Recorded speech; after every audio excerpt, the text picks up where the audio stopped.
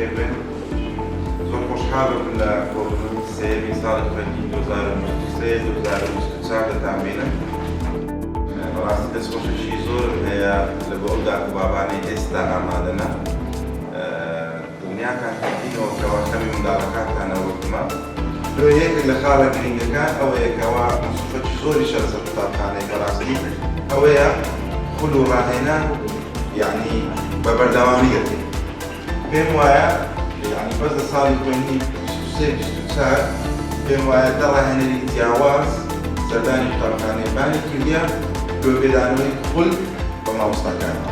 هەرچەندە مامۆستاکانمان لە ئاستێکی مەعرفی و پەروەردەی زانستی زۆر باشن، بەڵام دەبی دایمەن لە هەوڵدا بین، دەبی دایمەن لە کۆششکردین بین لە بۆەوەی زۆرترین زانیاری، باشترین زانیاری پەروەردەی دروست پێشکەش قوتابیان بکەین. لە مامۆستایەکی هەبوو ئەگە گلەیت لە بەڕێوەبەری قوتابخانەشە بۆ من لە خزمەتم بچوشی هەمووتانم دوای ئەوە سەردانی قوتابخانەی بکە یاخود دەڵێگای تەلەفۆن گلەیەکەی خۆت بگەینە بەسەر سەر و بەسەر چاوان. بەڵام لە قوتابێکی خۆت بڵێیتەوە ئەگەر مامۆستایەکە پیاوە وەکو باوکتان، ئەگەر مامۆستایەکە ئافرەتە وەکو دایکتان.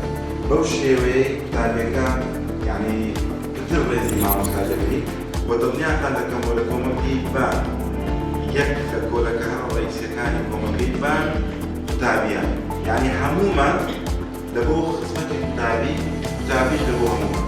ئەوە شیعاری قوتابخانەی بانە. دووبارە دەستخۆشیتان دەکەم، هیوادارم هەمووتان سەرکەوتوو بن.